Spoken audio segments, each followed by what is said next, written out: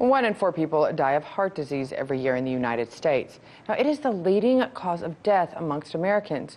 Well, now there's actually a new biotech company that is aiming to eradicate all of heart disease, or at least a big chunk of it. RT correspondent John Huddy has more on this story and potential medical miracle. John, tell me, what is this company doing specifically to help with this problem?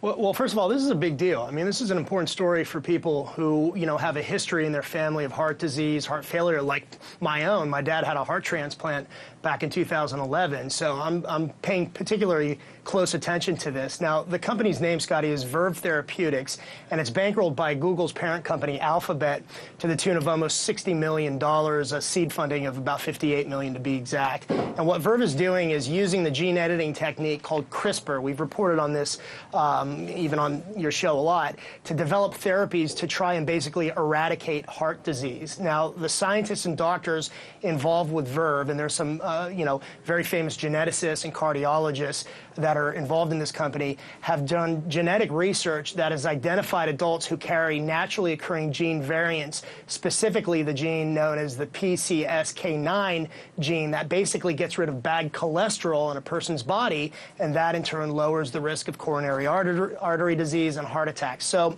the idea is to build on that research and to commercially develop gene editing techniques or gene editing therapies that would be, basically kind of a one-and-done type approach, a one-and-done injection of genes that would provide lifelong protection from heart disease. Right now people have to either take drugs, cholesterol-lowering drugs, or, of course, try and make sure they don't get to that point to begin with by exercising and eating healthy. Well, the scientists at Verve think that they can basically inject the so-called fortunate or lucky genes that I mentioned into your body so you don't have to go through everything else to prevent heart disease. And it would be an incredible breakthrough, but one that really is years away from being made public. And, look, the bottom line with this is that it runs in the family for some people. Right. Like myself, I told you my dad has heart disease and he had a heart transplant, and I remember very vividly when he had his first heart attack, the doctor sitting me down and saying, you have to be careful. The Doritos you're eating, you can't eat them. So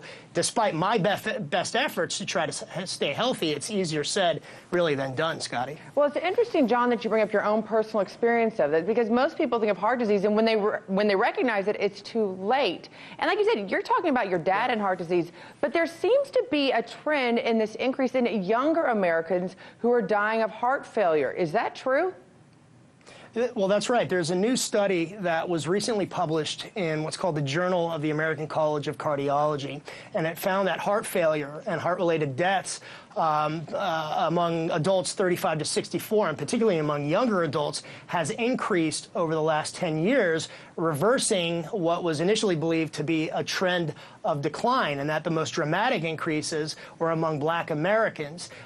So, this is absolutely a concern, and the study points to really an increase in obesity rates and diabetes in the United States as possibly a factor involved in the increase in younger Americans dying of heart problems, but it doesn't point to one specific factor. And just to give you an idea, about 5.7 million adults in the U.S. have heart failure every year, according to the Centers for Disease Control and Prevention. So, you couple that with possibly this CRISPR gene editing and therapy that's being developed to treat heart disease, and it's certainly giving people, hope. But what it really comes down to at this point is just being careful, exercising, eating healthy, getting an annual physical. I try to get biannual blood tests to check my cholesterol levels, and doing the right things to protect yourself. All of those things help, but the number one thing is obviously take a breath every once in a while. Life is, you are too blessed to be stressed. It's kind of the mantra I've been living by. Smell the flowers.